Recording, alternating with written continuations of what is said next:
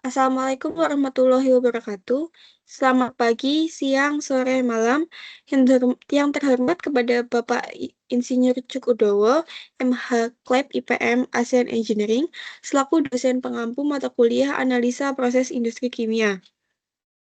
Kami dari kelompok 5 akan menjelaskan mengenai FMEA atau Failure Mode and Effect Analysis di industri semen di bagian unit pengemasan. Baik, sebelum itu izinkan kami memperkenalkan diri terlebih dahulu. Perkenalkan, nama saya Aisyah Rifabilita dengan NIM 077. Lalu ada rekan saya yaitu Destik Pratiwi Laurani dengan NIM 071. Selanjutnya ada Nadine Amalia Resi dengan NIM 072. Ada Wildan Kurnia Ramadan dengan NIM 0101 dan ada Gabriel Christopher dengan NIM 106. Next.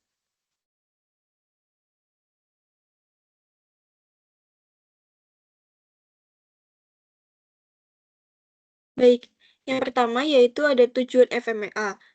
Tujuan FMEA sendiri yaitu untuk mencegah kesalahan pada saat desain yang kemudian digunakan untuk kontrol sebelum dan selama operasi proses yang sedang berlangsung. Idealnya, FMEA ini dimulai pada tahap awal desain pada konseptual dan berlanjut sepanjang umur produk atau layanan. Yang kedua, tujuan FML sendiri yaitu sebagai salah satu alat yang harus bisa membuktikan bahwa suatu perusahaan sudah membuat sistem analisa pada prediksi kegagalan secara sistematis dan juga legal. Yang ketiga yaitu FML sendiri merupakan suatu persyaratan yang wajib untuk dunia industri tingkat dunia, sehingga produk yang dihasilkan nantinya bisa diterima oleh konsumen yang berasal dari berbagai negara di dunia. Berikut merupakan aplikasi di industri. Yang pertama itu ada industri konstruksi, yaitu di mana pembangunan jalan raya pada beton dan industri semen menggunakan bahan dasar karbon disulfid. Kemudian ada industri serat rayon, yaitu pembuatan rayon dari selulosa. Kemudian ada industri pertanian, yang di mana digunakan sebagai bahan baku pembuatan fungisida organik yang dapat melawan hama sayuran. Next. Nah, kemudian di sini ada contoh form FMEA pada industri semen. Nah, ini ada area crusher dengan frekuensi 1, 3, 1. Next.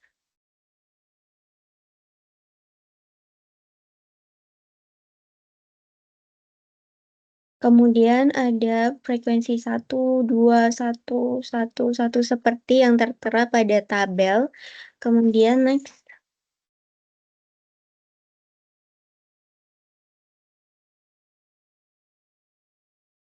Nah, di sini ada review jurnal yang dimana dengan judul Perbaikan Kualitas Proses Pengemasan Produk Semen tipe PCC pada bagian produksi dengan metode Statistical Quality Control dan Failure Mode and Effect Analysis di PT Semen Batu Raja. Dengan penulis Aulia Istiqomah, Nugraha, dan Asep Nana Rukmana pada tahun terbit 2020. Kemudian next.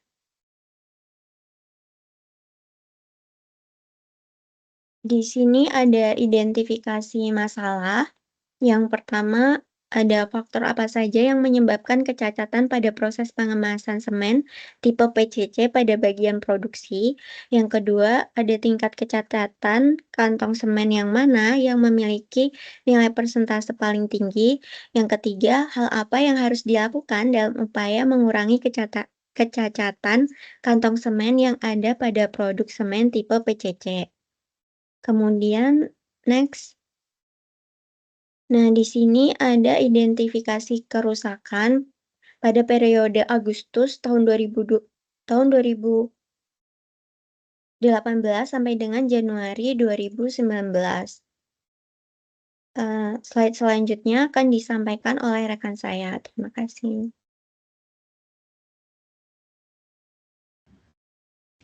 Untuk step selanjutnya yaitu adalah identifikasi proses produksi, di mana pertama-tama kita menghitung proporsi kecacatan dengan rumus jumlah kantong rusak pada minggu pertama dibagi dengan jumlah kantong yang digunakan pada minggu pertama.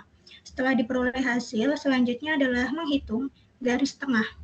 Nah, garis tengah ini dihitung dari proporsi total kerusakan selama periode Agustus 2018 hingga Januari 2019.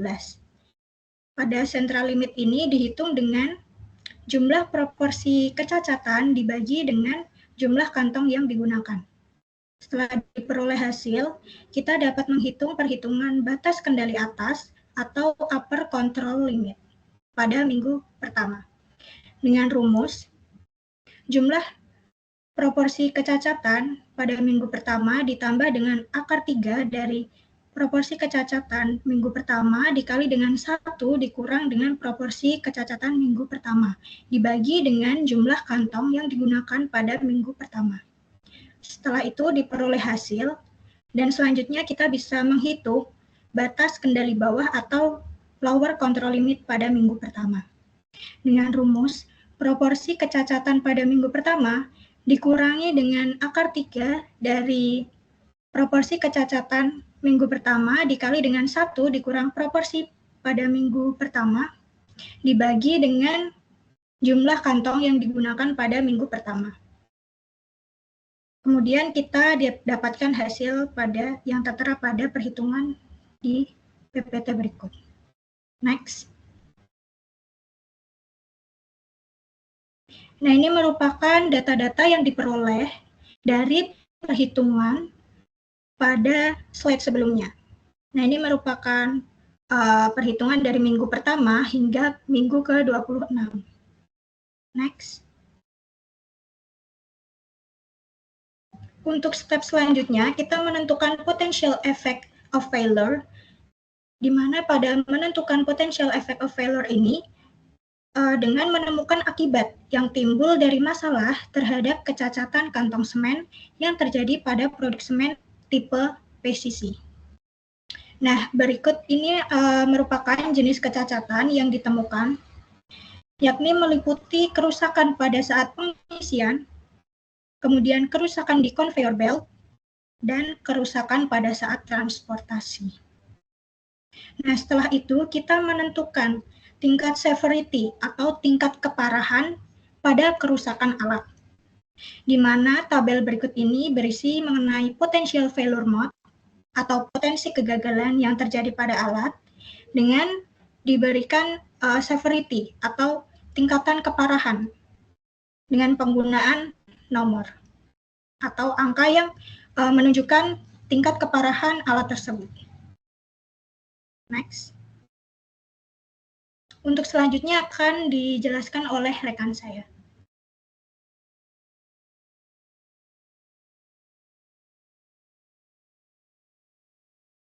Baik, kemudian yang keenam ada menentukan tingkat kemungkinan terjadinya kegagalan atau occurrence yang bertujuan untuk mengetahui kemungkinan bahwa penyebab tersebut menghasilkan suatu kegagalan yang bisa terjadi selama penggunaan produk.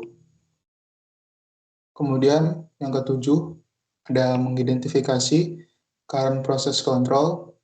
Pengidentifikasian current process control ini merupakan suatu pengawasan terhadap perilaku perusahaan dalam upaya mencegah jadinya kecacatan.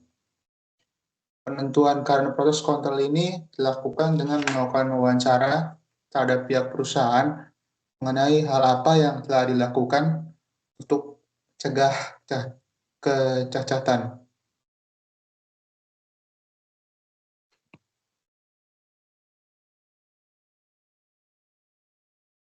Kemudian yang 8 ada menentukan nilai detection yang bertujuan untuk mendeteksi modus kegagalan yang menyebabkan cacat.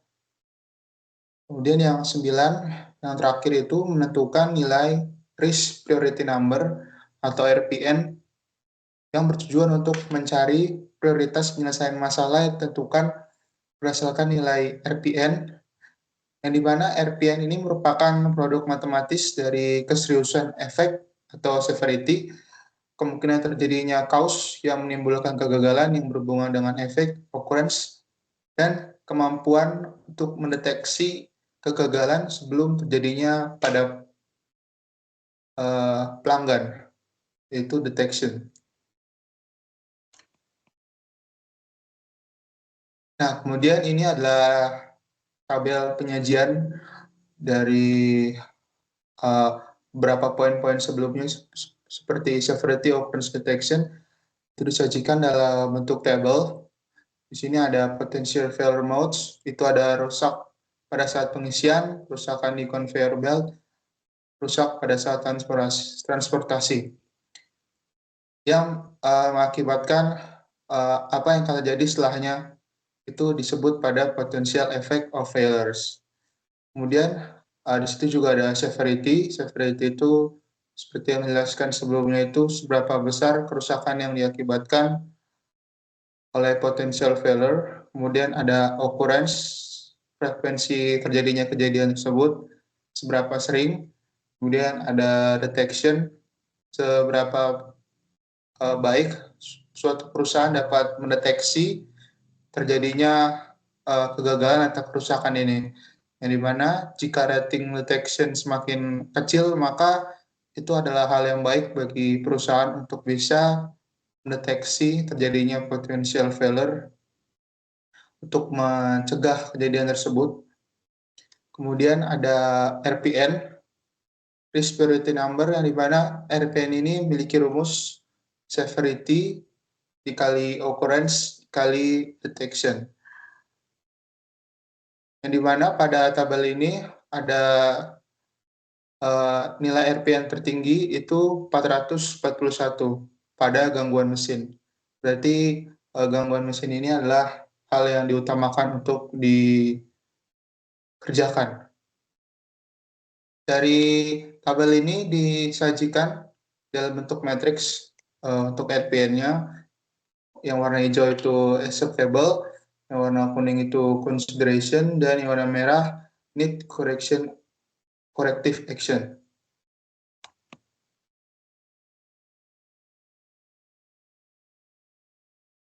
Untuk slide berikutnya akan dijelaskan oleh rekan dari kelompok kami. Baik, selanjutnya yang ke-10, melakukan perbaikan sesuai kerusakan. Di sini bisa dilihat tabelnya. Yang pertama ada jenis cacat, rusak pada saat pengisian, penyebab kecacatannya gangguan mesin, lalu ide perbaikannya. Yang pertama melakukan pergantian spare part sesuai dengan waktunya, memeriksa keadaan mesin sebelum dan setelah proses produksi dilakukan. Yang ketiga mengganti mesin dengan mesin yang baru. Lalu why, mengapa perlu dilakukan perbaikan? Yang pertama agar tidak sering terjadi kerusakan secara mendadak ketika proses produksi berlangsung. Yang kedua agar kondisi mesin terkontrol sehingga dapat mengurangi kemungkinan gangguan mesin.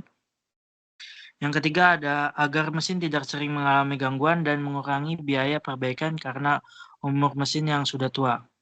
Lalu ada siapa yang melakukan? Yang pada poin ke-1 dan kedua semua operator yang terkait, dan yang poin ketiga adalah perusahaan. Lalu lokasi perbaikan di PT Semen Batu Raja, dan kapan waktu perbaikannya? Ketika masuk waktu pergantian spare part. Yang kedua, setiap produksi akan dilakukan. Yang ketiga, sesudah dan sebelum proses produksi dilakukan. Lalu bagaimana langkah perbaikan? Yang pertama, mengganti spare part secara rutin. Yang kedua, menunjuk penanggung jawab di setiap stasiun kerja yang untuk memeriksa kondisi mesin secara berkala. Lalu yang ketiga, dengan mengganti mesin yang sudah tua atau rusak dengan yang lebih baru. Lalu yang kedua ada jenis cacat, kerusakan di conveyor belt. Penyebabnya gangguan mesin. Lalu apa ide perbaikannya? Yang pertama melakukan pergantian spare part sesuai dengan waktunya. Memeriksa kurang lebih sama seperti poin yang pertama. Next.